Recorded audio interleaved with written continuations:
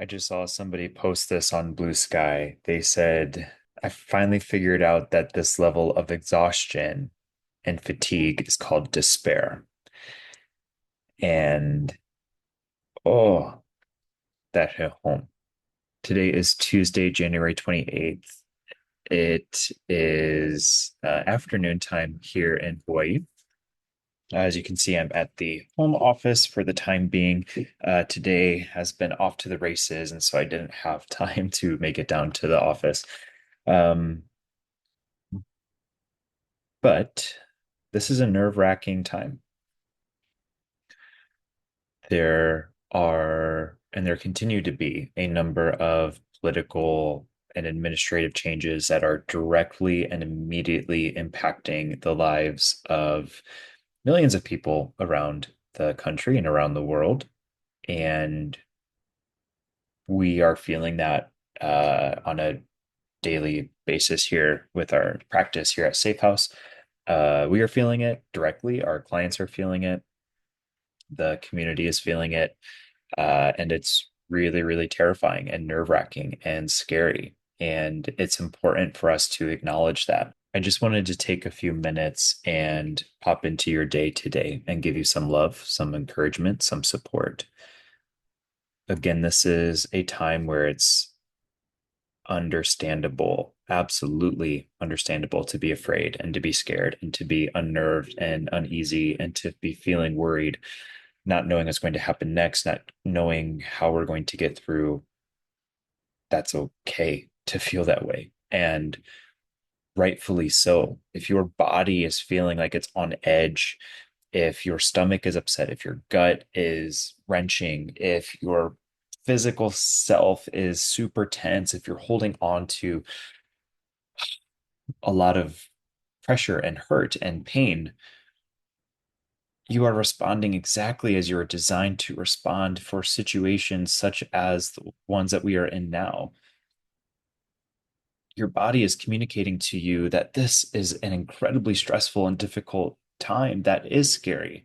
And we need to be on edge. We need to be concerned and worried.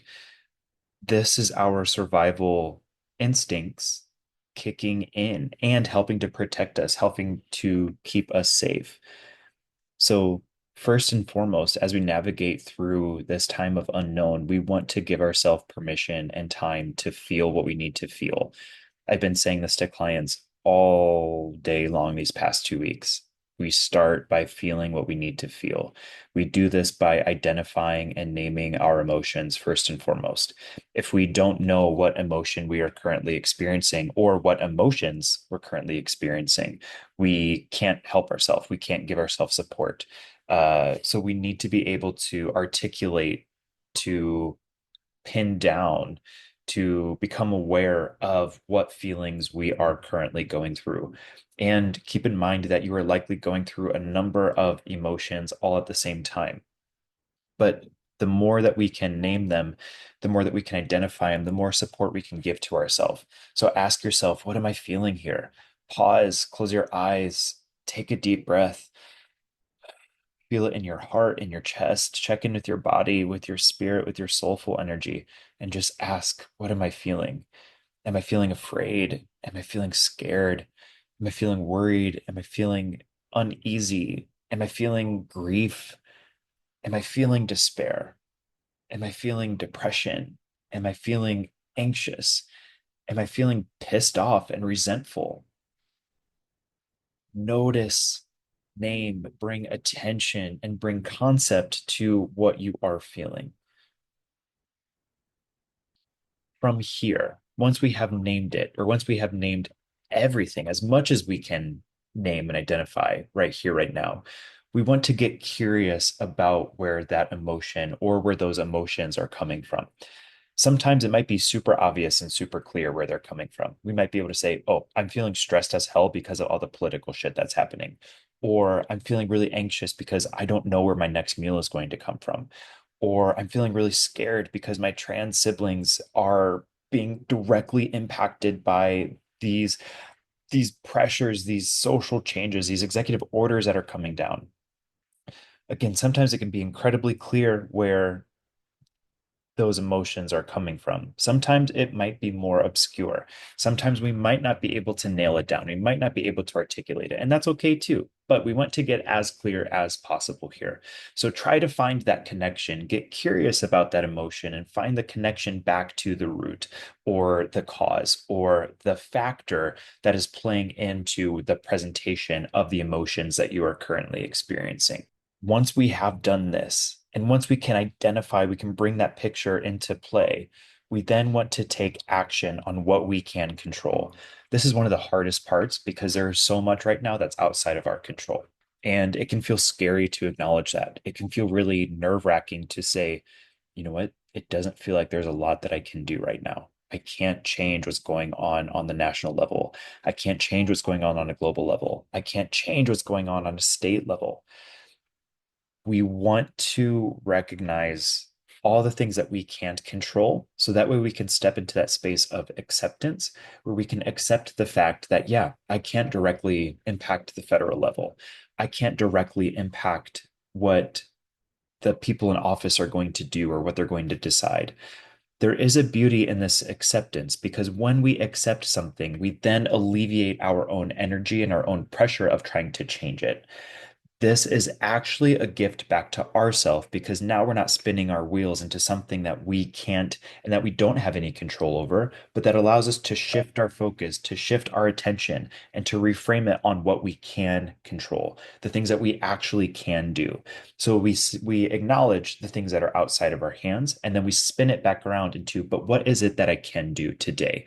What can I do to help myself feel better? What can I do to help my friends feel better? What can I do to help my siblings feel better? What can I do to help my queer community feel better? What can I do to help my family feel better? However that looks for you.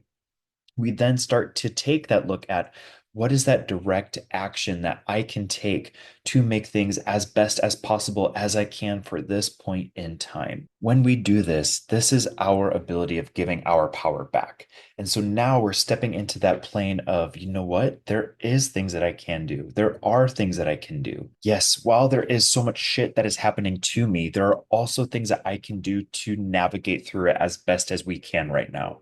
We want to find what action that we can take because the more action that we can take, the better that we will feel. A lot of times, especially on global and national levels, it does feel like there are things that are outside of our control. It feels like most of it's outside of our control, but there's always, always, always a silver lining. And there's always another way to look at something. And so, for everything that is outside of our hands, there's something here that we can control. Focus on those things because those are going to be your saving graces. Those are going to be what's giving you peace throughout these next 4 years. And then lastly, from here, we focus on community. Community is going to be the number one thing these next 4 years to get us by. And here, I'm not talking about surface level community. I'm talking about deep, enriching, authentic, genuine connections, people that we can reach out to and say, hey, I'm having a really difficult time. I need help. Or how are you doing? Let me know how you are doing. How can we come together to support one another? What does a support look like? How can we huddle together, literally and figuratively? Community is going to be our mechanism for connection, for peace, for guidance, for safety as we navigate through this turbulence. So find your community. Again, not that surface level community, but that deep, powerful, emotional, I see you as a human and I love you and I care for you, that type of community. Set the boundaries that you need to set. Limit your social media use, limit your news intake, but also stay informed as you need to keep yourself and your community protected. Again, focus on your safety, and that includes your psychological safety, your emotional safety, your mental safety, your spiritual safety, your sexual safety, all forms of safety. Focus on that first and foremost each and every day.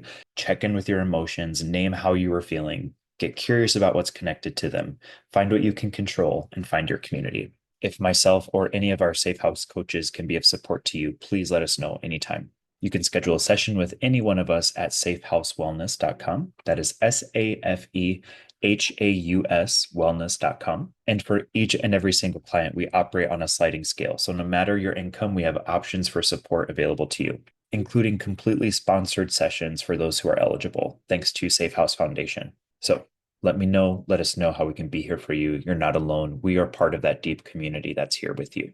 I love you. Take great care. We'll talk soon.